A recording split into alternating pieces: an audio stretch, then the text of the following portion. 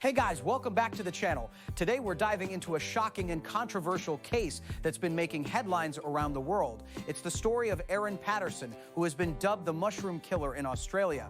This is a case that's not only disturbing, but also raises a lot of questions about the justice system and the evidence used to convict someone. So let's get into the details of this case and see what's really going on here. So Erin Patterson is the main character here. She's from Leongatha, Australia, a small town that's now in the spotlight. The name mushroom killer might sound a bit dramatic, but it's actually based on the events that took place in July 2023. Let's break this down step by step. On July 29th, 2023, Patterson had lunch with four people: Don and Gail Patterson, who are her parents-in-law, and Heather and Ian Wilkinson, who are her in-laws. Now, this lunch was significant because it's the last time these four people were seen alive.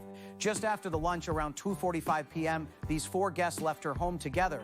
But here's where things start to get really strange. She spent the rest of the afternoon cleaning and eating an orange cake that was brought by her mother-in-law. Her son even testified that he saw her playing with Lego upstairs. However, the police have a different story. They tracked her movements and found that she jumped into her car and headed to the Coonawarra transfer station and Landfill, which is about 13 kilometers away from her home. Now, this is where things get a bit murky. The landfill is about 13 kilometers away, which is a significant distance, and it's not exactly a place that people go for a leisurely drive after lunch. So why would she go there? Well, the answer might lie in the evidence that was later found at the landfill, which is just a day after she was released from the hospital. Police found a dehydrator at the landfill. This dehydrator was later discovered to contain remnants of death cap mushrooms. Now, death cap mushrooms are not your average mushrooms. They are highly toxic and can be lethal if ingested. In fact, they are one of the most poisonous mushrooms in the world. So the fact that these remnants were found in a dehydrator at the landfill is a big clue.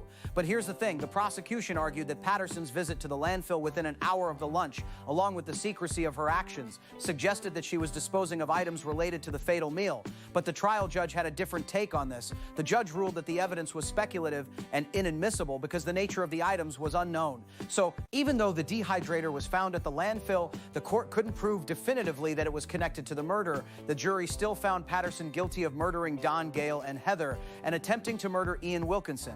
That's a pretty damning verdict, especially considering the lack of direct evidence. So how did the jury come to that conclusion? Well, there's a lot of circumstantial evidence here. Let's break it down. First, the timing of her trip to the landfill. She left her home just an hour after the lunch, and she was seen on CCTV footage disposing of the dehydrator. That's pretty incriminating, even if it's not direct evidence of the murder.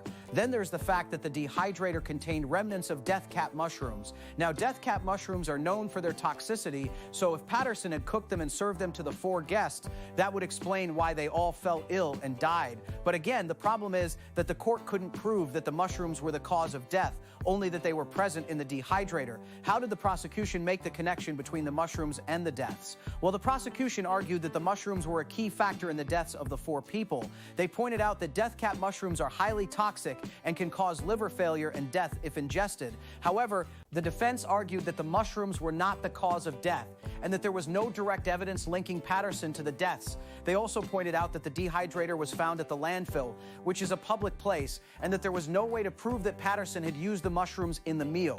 So the defense's argument was that the evidence was circumstantial and not enough to prove guilt beyond a reasonable doubt, which means that they believe the evidence was sufficient to prove her guilt. Now, this raises a lot of questions about the justice system and the evidence used to convict someone. In the end, the only direct evidence that was presented was the dehydrator with the remnants of death cap mushrooms. There was no direct evidence that Patterson had cooked the mushrooms and served them to the four guests. So how did the jury come to that conclusion?